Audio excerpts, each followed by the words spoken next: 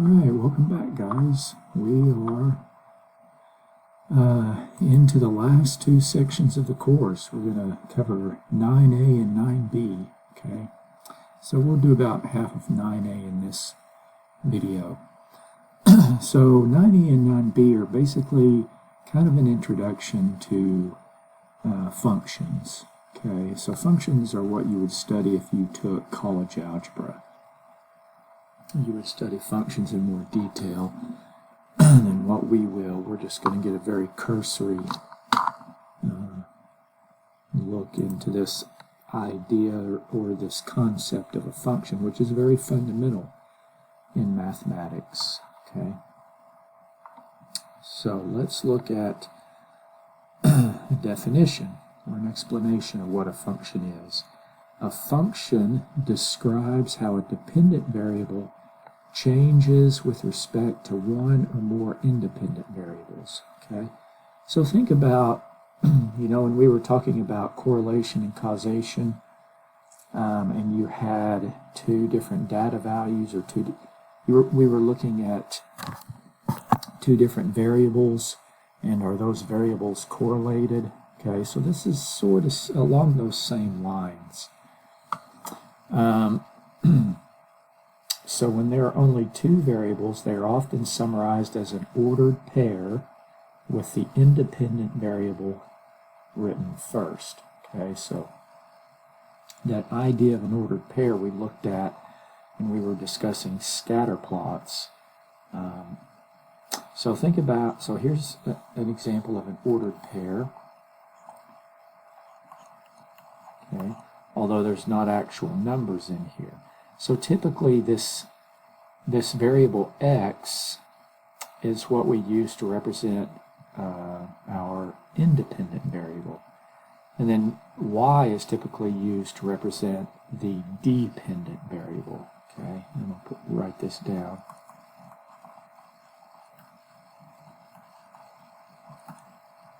The independent always goes first, and then the dependent goes second.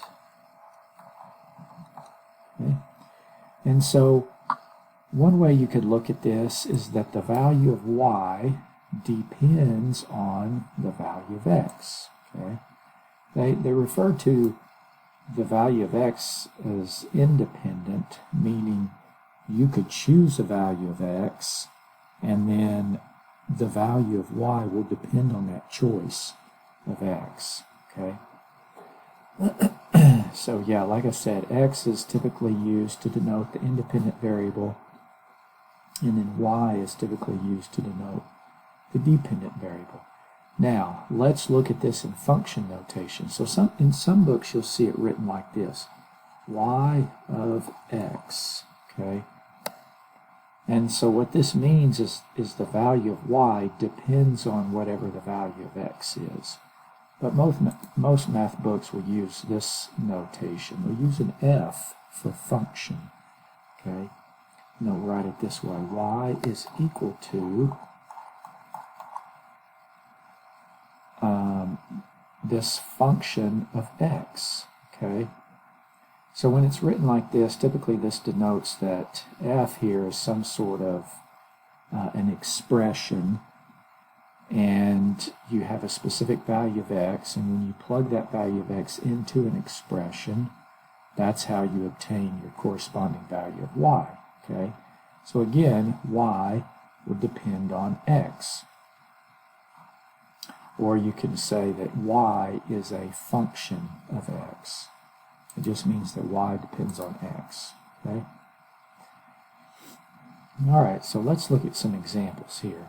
Well, I'll give you an example. We talked about this when we covered correlation and causation. So think about time spent studying and the outcome of an exam. Okay? So our independent variable could be time, and the dependent variable is going to be your actual exam score. Okay? So written like this, you could say that your score on the exam is a function of the time spent studying. Or in other words, your exam score depends on the time that you spend studying. Okay. All right. So let's look at a couple examples here. It says, for each situation, express the given function in words, write the two variables as an ordered pair, and write the function using that notation that we spoke of previously. Okay. All right, so let's think about this relationship here.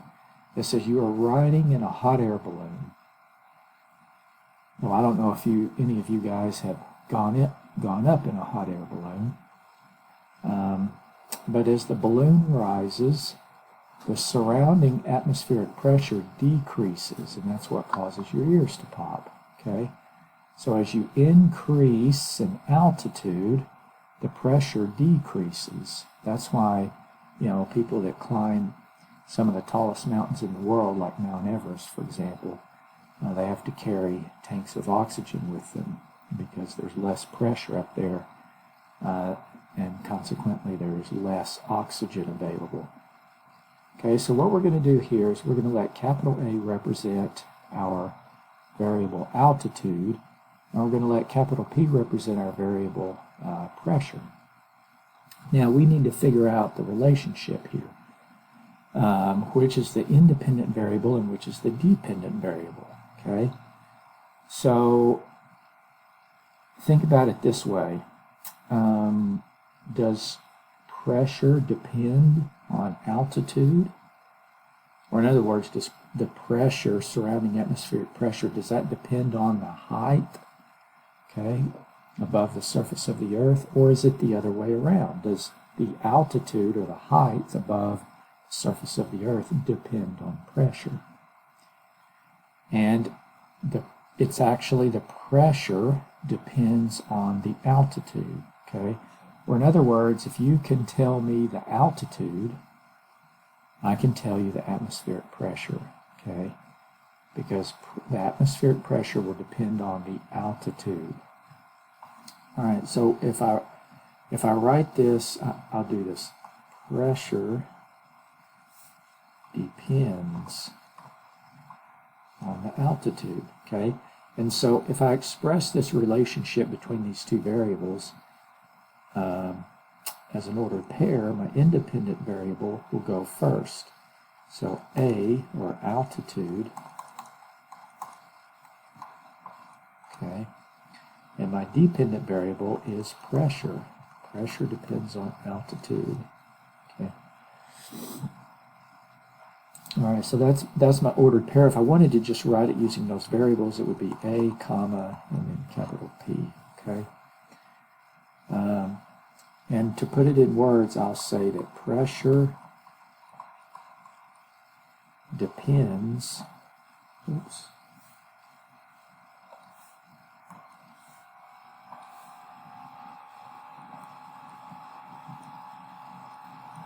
on altitude. Okay. And then finally, to express it using this idea of function notation, we would say that pressure is equal to F of A. Okay. So we always use this F. This just means that the pressure, or the pressure is a function of the altitude, or in other words, the pressure depends on the altitude. Okay. When you say is a function of something, you just mean that it depends on something. So P is equal to F of A. All right, let's look at another example here. I like this one. So let's pretend that you're on a barge headed south down the Mississippi River. And you notice that the width of the river changes as you travel southward with the current. Okay, so the Mississippi River flows from north to south. And so what we're going to do here, we're going to let lowercase d represent the distance traveled, and we'll let lowercase w represent the width of the river. Okay, So if you guys know anything about rivers, they start out small, okay? And as they travel, there are other little streams of things that run into them. And so the river gets bigger, or in other words, it gets wider, okay, the further it goes. All right, so let's think about the Mississippi River from a geographical perspective. And so for that, I've brought up this map, okay, because a lot of people don't know this. The Mississippi River actually begins up here in Minnesota.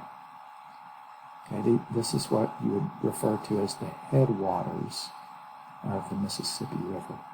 And similarly, and a lot of people may not know this, but the Arkansas River actually starts in Colorado.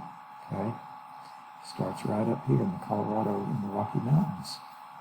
In fact, when I was a kid, my family was passing through Colorado, and we went to it was called the Royal Gorge. So a gorge is just a canyon, but it was a canyon that was like 1,000 miles.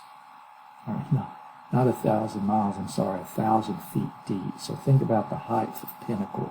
It was that far deep, and there was a bridge that went over it. But anyway, below it was the Arkansas River, okay? So it starts in Colorado, and then it runs in Kansas, and then in Oklahoma, and then it goes through Arkansas, and eventually it runs into the Mississippi River. So look at the Mississippi River here. It starts out as just a small stream, and then you can see these other streams or rivers running into it. These are called tributaries. And so they're contributing more and more water to the Mississippi River, and as you continue to go southward, the Mississippi River is carrying more water, and consequently it's getting wider. Okay? All right, so let's go back to our question. So, does the distance traveled, and when I say distance traveled, I mean does the distance from the headwaters, okay? Does distance depend on the width of the river? Or does the width of the river depend on the distance from the headwaters? Okay? And the width depends on the distance, guys, because the more southward you go, or in other words, as the distance from the headwaters increases, that affects the width of the Mississippi River, okay, because it's carrying more water. So we're going to say that the width of the river depends on the distance. Basically, how far south the river is traveled, okay? Or if we want to write this as an ordered pair, the distance would be our independent variable, and the width would be our dependent variable, because it depends on the distance. Or in other words, using variables, it would be d, comma, w. Okay? And then using this idea of function notation, it would be that the width is equal to, or is, a function of the distance.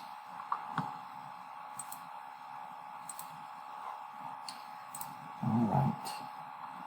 Okay, so what are some different ways that we can represent a function? So a function, guys, is just a relationship. It's a relationship between values of your independent variable and then values of your dependent variable. Okay, so there's a correspondence there. Okay, well, there are different ways that we can show that correspondence. We can use a data table. This is commonly done. You might have, a table here. We do this a lot in algebra. You may have some values for x, or your independent variable, and over here you'll have corresponding values of your dependent variable. Okay. Many times the relationship between these two variables is shown graphically, okay, in which you have what's called a Cartesian coordinate system. You have an x-axis and you have a y-axis, and if you were to have plotted these ordered pairs, you end up with a shape, okay? So think about when we were talking about those scatter plots, okay? We had a lot of points scattered, and we kind of drew a line through those scatter plots.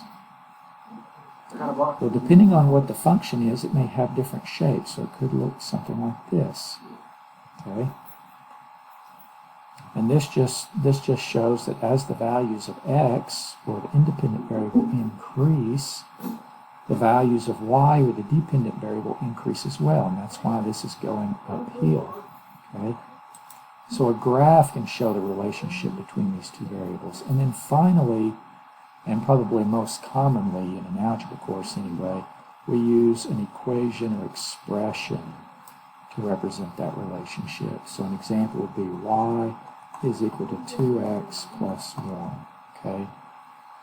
So what this means is that the value of y depends on x, and the way you find the value of y is you multiply the value of x by 2, and then you add 1 to that product, and that gives you the value of y.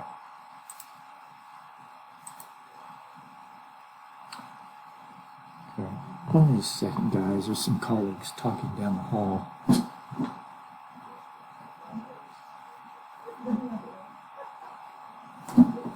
There we go. I just didn't want that to be disruptive. All right. So we're going to talk about this coordinate plane just for a second. So I basically drew it up here. I just didn't calibrate the axes. So when you have a coordinate plane like this, you have what's called an x-axis. So this axis represents values of your independent variable, okay? And then you have a vertical axis, and this represents values of your dependent variable.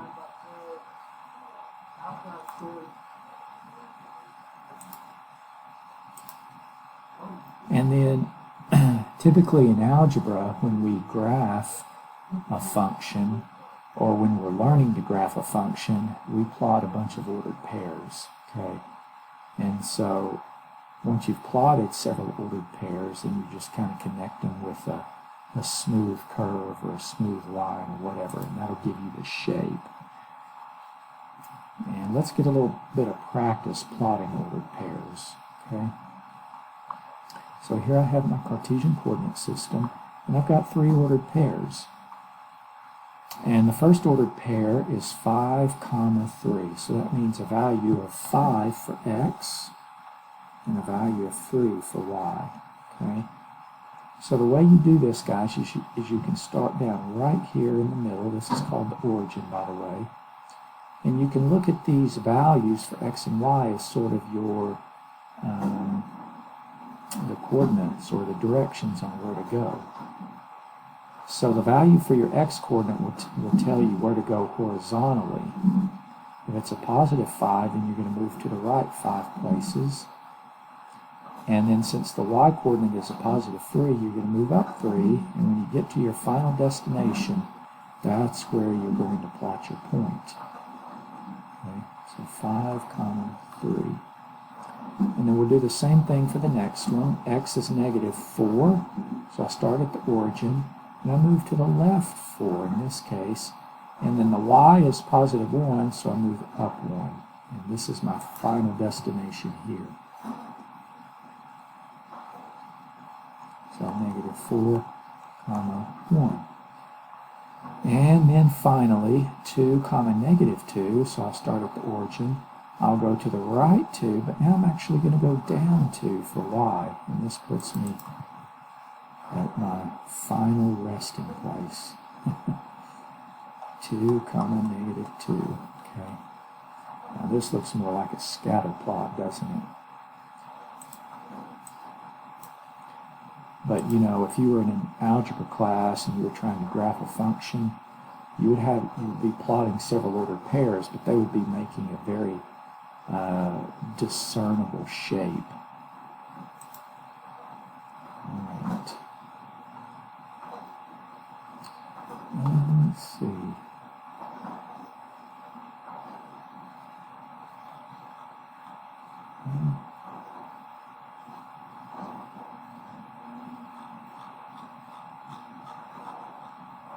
think this will be this is a pretty good stopping place for our first video. Let's look at this next slide just real quick. Functions as graphs. Okay, so we've kind of been talking about that. Functions can appear as graphs on the coordinate plane. And it's a visual way to show how changes in the independent variable affect changes in the dependent variable. Okay, and then what we're going to look at in the next video is that example about the growth of bacteria. Okay, we're actually going to make a table, and I may draw us a little Cartesian coordinate system, and we'll plot those ordered pairs. Okay, so we'll do that in part 2.